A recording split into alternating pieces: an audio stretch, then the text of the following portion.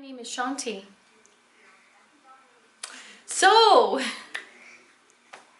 I didn't know John very well until, I heard of him, I've seen him here and there. We connected a few years ago. He came to my 42nd birthday party, and that's where I really started to connect with him. And it was really awesome that he showed up, and him and my son Taylor bonded really, really well. But it wasn't until the 24th of July, I think it was the 24th of July, that we all went up to Redmond Canyon, Big Cottonwood Canyon, and had a camp out for One World Community.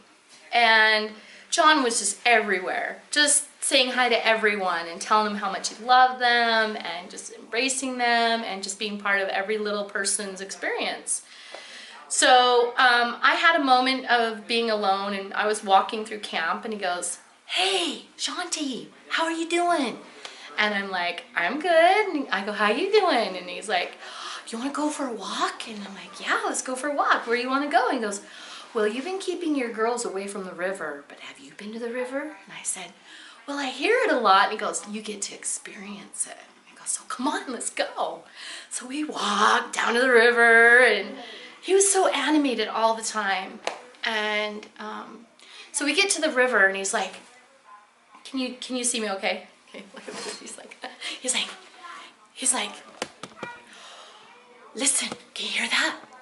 I'm like, "Hear what?" "I hear the river." He goes, "No, can you hear that?" And I'm like, "What is that I'm supposed to hear?" And he goes, "Can you hear Mother Earth? Can you feel her? Can you feel her heartbeat upon your feet?"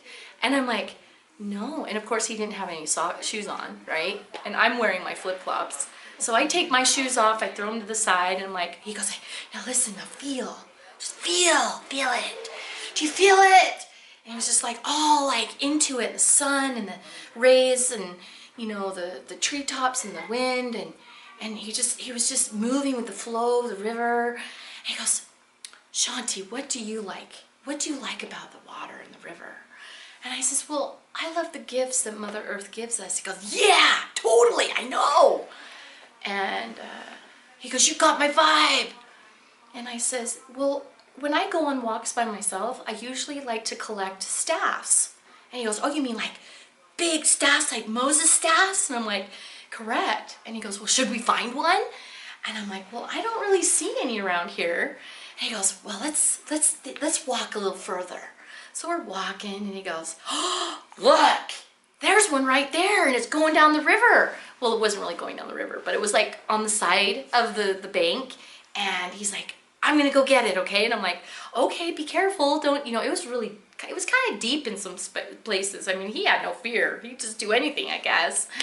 So he goes out and he grabs it, and he takes it, and he goes, "Now that's a staff." And I mean, it was pretty high, you know. And I'm like, "Wow, that's amazing." And he goes, "Do you want it?" And I'm like, "But you found it." Kind of like a good luck charm. And he goes, "But you wanted it. And the river gives it to you." And I thought, wow, yeah, I want it. So here's the staff that we found. Now it's actually broken in two. And I don't know why it broke, but if you stand it up this tall, it's probably as tall as John. And so my experience of John being connected to the earth and connected to Mother and connected to Spirit and all that, I feel that this offering was just a gift to show that when you call out for what you want as a master, things happen. And I know John's a master. I know he's ascended. And I know he's with the angels. And I know he's with the gods. And I know he's with the light beings. And I know he's unseen. And he's everywhere. He's the dragonfly. He's the butterfly. He's the wind. He's the river.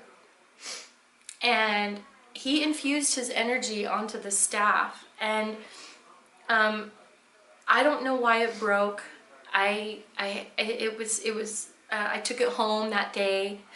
It was the last day of our trip up at Redmond, and the camp director, or the property camp director, came down to our camp and said that, you know, some of us were taking up too much space, and so, you know, he says, you guys gotta leave. And I just got really triggered, and I was upset because, I mean, we hadn't packed up fully yet, and you know, the guy was gonna call the cops and everything, and I was just like, really?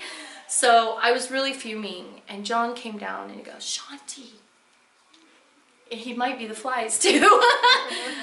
He goes, Shanti, it's okay. What can I help you with?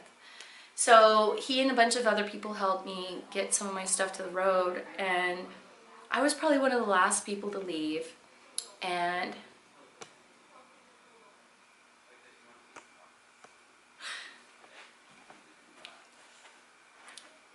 he hugged me for a while, and he told me how much he loved me, and he looked forward to seeing me again.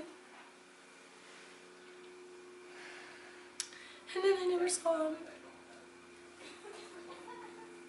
But what I do know is his energy is infused in the staff. And so, you know, sometimes in life, when we leave this world, one part of us is left behind, and the other part goes where it gets to go, our spirit. And so I really feel that this is a message that even though we are whole and complete and perfect here, we are also whole and perfect and complete there too. There's no separation. It's just a perspective.